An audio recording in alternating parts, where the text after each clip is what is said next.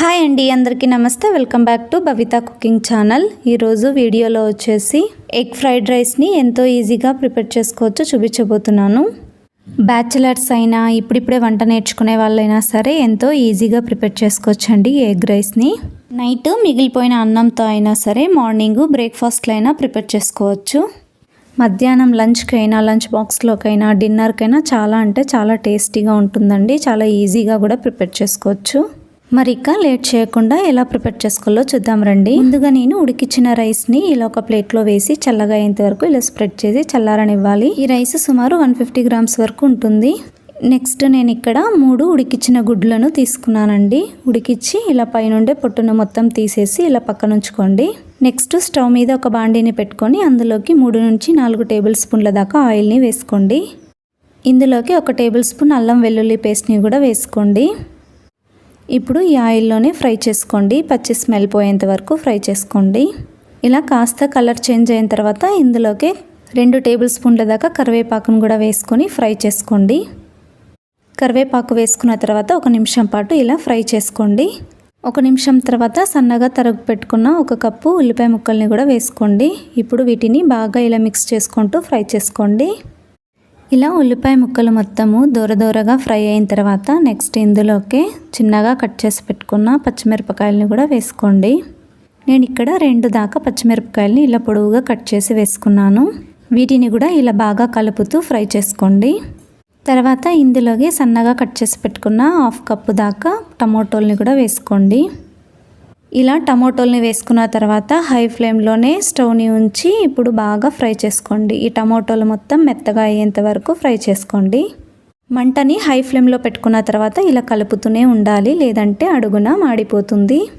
ఈ ఉల్లిపాయలు టమోటోలు బాగా మగ్గిన తర్వాత ఇలా సైడ్కి కనండి. ఇలా టమోటో ముక్కలు ఉల్లిపాయ ముక్కల్ని ఇలా సైడ్కి అనుకున్న తర్వాత మరో పక్కన ఎగ్స్ని తీసుకుందాము. ఇక్కడ నేను ఎగ్స్ వచ్చేసి 3 ఎగ్గుల దాకా తీసుకున్నాను. మనం తీసుకున్న రైస్ని బట్టి ఆ క్వాంటిటీని బట్టి మనము ఎగ్స్ని తీసుకోవాలి. మీకు ఎక్కువగా ఎగ్స్ కావాలనుకుంటే మరొక 2 ఎగ్స్ని వేసుకోండి. ఇలా గుడ్లు వేసుకున్న తర్వాత 1 నిమిషం పాటు వదిలేసి నిదానంగా కలపండి.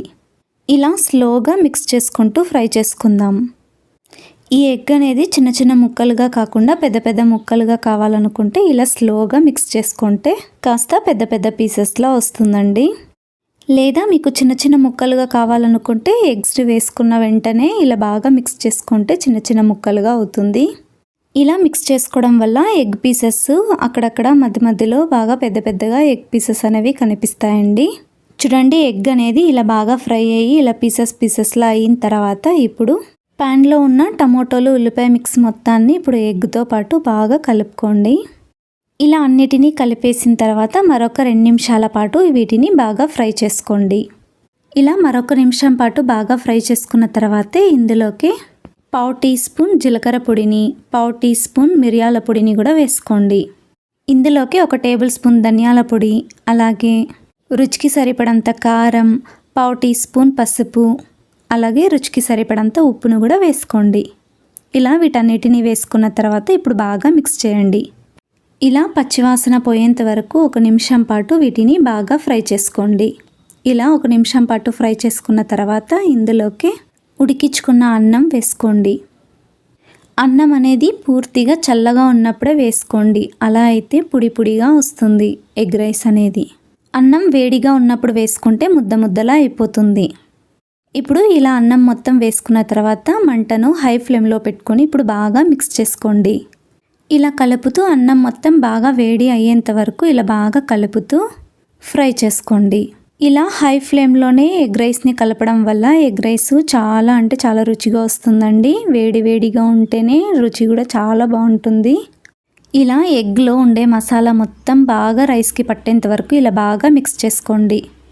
ఇలా అన్నం మొత్తం బాగా వేడయిన తర్వాత మనం పక్కన ఉడికించి పెట్టుకున్న ఈ గుడ్లను ఇలా మొత్తం చిన్న ముక్కలుగా కట్ చేసుకోండి. వీటిని కూడా నేను 3 గుడ్లను తీసుకున్నాను. ఎగ్ రైస్కి నేను టోటల్గా 6 గుడ్లను వేసుకున్నానండి. మీకు కావాలనుకుంటే మరొక 2 గుడ్లను కూడా ఇలా ఉడికించి కూడా యాడ్ చేసుకోవచ్చు.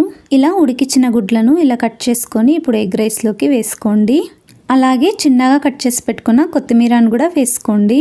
ఇలా ఉడికించుకున్న గుడ్లను కొత్తిమీరను వేసుకున్న తర్వాత స్టవ్ని లో ఫ్లేమ్లోనే పెట్టుకొని మెల్లగా నిదానంగా మిక్స్ చేసుకోండి. ఎగ్లో ఉండే ఎల్లో అనేది చిన్న చిన్న పీసెస్గా అయిపోయి స్మెల్ ఎక్కువగా వస్తుందండి. అందుకే నిదానంగా మిక్స్ చేసుకోవాలి. ఎల్లో అనేది అసలు పీస్ అవ్వకుండా నిదానంగా మిక్స్ చేసుకోండి. మనము నిదానంగా మిక్స్ చేసుకుంటాం కాబట్టి స్టవ్ని లో ఫ్లేమ్లోనే పెట్టుకొని ఇలా మిక్స్ చేసుకోవాలి. లేదంటే అడుగున అంటుకోవడం కానీ మాడిపోవడం కానీ జరుగుతుంది. ఇలా 1 నిమిషం పాటు మిక్స్ చేసుకున్న తర్వాత స్టవ్ని ఆఫ్ చేసుకోండి. అంతే, ఎంతో రుచికరమైన ఎగ్ ఫ్రైడ్ రైస్ రెడీ అండి. ఇప్పుడు సర్వ్ చేసుకునే ప్లేట్ తీసుకొని అందులో చిల్లీ అలాగే ఉల్లిపాయ ముక్కలు 2 నిమ్మకాయ ముక్కల్ని పక్కన పెట్టుకొని ఇలా ఎగ్ ఫ్రైడ్ రైస్ని సర్వ్ చేసుకొని తినండి. చాలా అంటే చాలా బాగుంటుంది. పైనుండి నిమ్మకాయని ఇలా పిండేసుకొని ఒక్కసారి టేస్ట్ చేయండి, సూపర్గా ఉంటుంది. అలాగే మీకు ఈ రెసిపీ కనుక నచ్చినట్టయితే లైక్ చేయండి, సబ్స్క్రైబ్ చేయండి, మీ ఫ్రెండ్స్కి రిలేటివ్స్కి షేర్ చేయండి. చూసారు కదండి, ఎంతో ఈజీగా ప్రిపేర్ చేసుకునే ఎగ్ ఫ్రైడ్ రైస్ ఎంత ఈజీగా చేసుకోవచ్చో.